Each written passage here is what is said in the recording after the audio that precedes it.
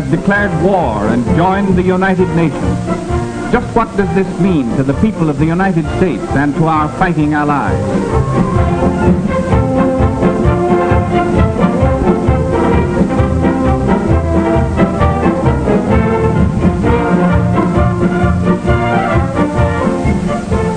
We have gained a powerful new friend in Brazil.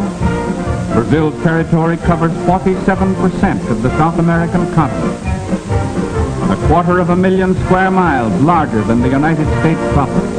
Larger than all Europe, excluding Russia. But let's look beyond the map. How can Brazil and her people help us to win the war? Well, there are more than 45 million Brazilians, which is a third of the population of the United States. We have been friends in times of peace as well as in times of war. Once before, the people of Brazil proved their friendship for the people of the United States in a time of world crisis. That was in 1917.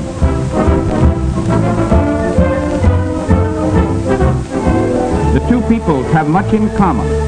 Like ourselves, the Brazilians are very cosmopolitan in character.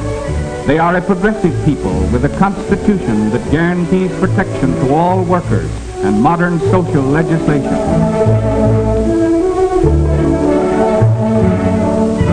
They are a sturdy people, from the gauchos of the great cattle ranches, the workmen on the rich coffee and cotton plantations, and the orange groves of her rich valleys and plains to the city dwellers.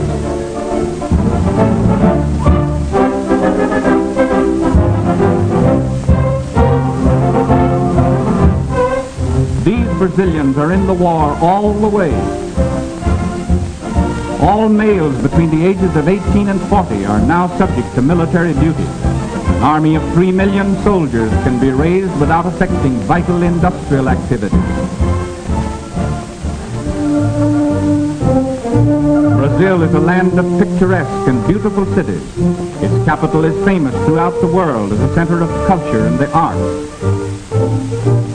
Rio de Janeiro, which means River of January, was named for the month in which it was discovered by a Portuguese explorer in 1531, nearly a century before the landing of the Pilgrim Fathers. Today, Rio is a modern city of more than 2 million population. Its municipal theater is one of the finest opera houses in the world.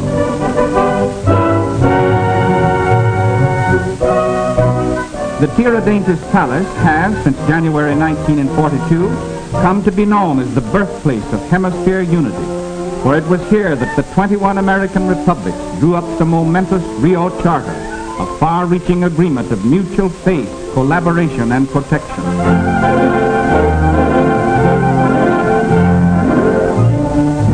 Brazil's merchant fleet is the second largest of the Western Hemisphere, surpassed only by our own. And despite torpedoings by Axis submarines when Brazil was still at peace, these ships will prove invaluable in transporting raw materials to the United States and convoying military equipment to distant theaters of war. Her navy is not large as compared to those of the United States and Great Britain, but it is modern, splendidly officered and manned, and eager for action against our common enemies. These fine ships and fighting men throw the balance of naval power that much further in favor of the United Nations. Already they have seen action against enemy raiders attacking our vitally important South Atlantic supply lines. We may confidently expect that the Brazilian Navy will live up to the high standards it set for itself in the First World War.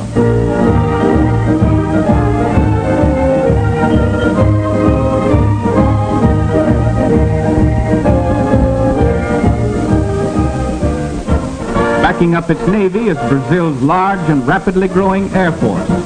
These splendid new airfields, through the courtesy of our good neighbor and ally, are now available to our long-range flying fortresses and liberators.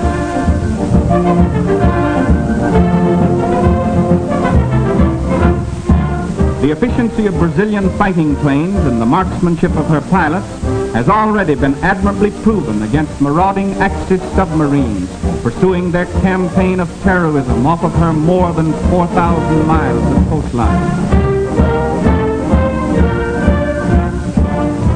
Getulio Vargas, Brazil's progressive president, has long been an ardent advocate of inter-American solidarity, military preparedness, and hemispheric collaboration.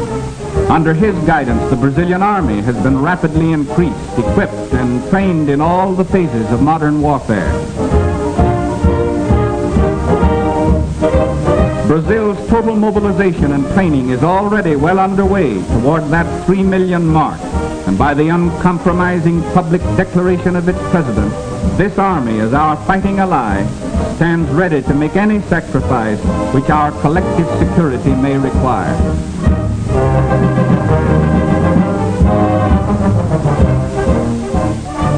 Under government supervision, Brazil is now manufacturing modern aircraft. Other war materials are also being manufactured on production lines patterned after those of our own great plants. As an industrial country, Brazil ranks second to the United States in the Western Hemisphere. And Brazil's fabulous resources and a great variety of important raw materials make her doubly valuable as an ally. Brazil is the hemisphere's second largest producer of chrome ore, so important in the manufacture of high-grade steel.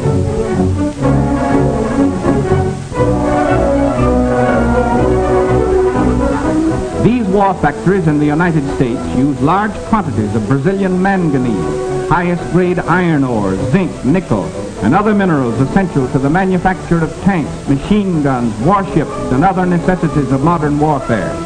We need these raw materials to keep our war production plants going all out for victory. Brazil produces a large quantity of bauxite, from which the aluminum used so extensively in our combat planes is made.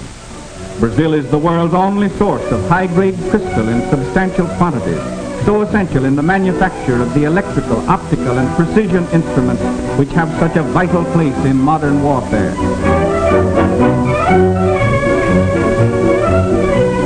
She is also one of the world's largest producers of industrial diamonds, used in cutting the hard metals from which machine tools are made.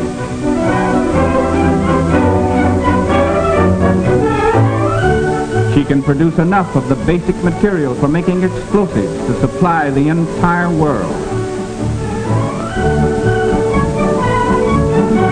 We all know that Brazil leads the world in the output of coffee, but far more important in wartime, the great jungle forest of the Amazon Valley is the cradle of the rubber industry.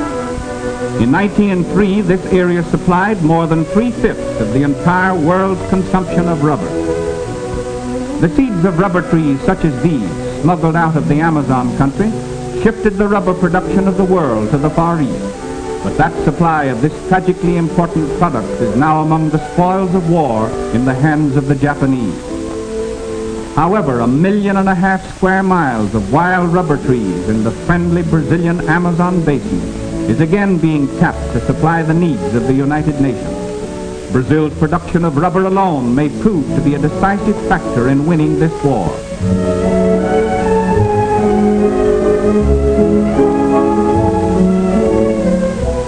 Yes, Brazil brings much to the Allied cause. Not only the weight of her resources and manpower, but the militant spirit of her people and the reaffirmation of her friendship for the people of the United States, a friendship which we welcome with gratitude and which shall never be forgotten.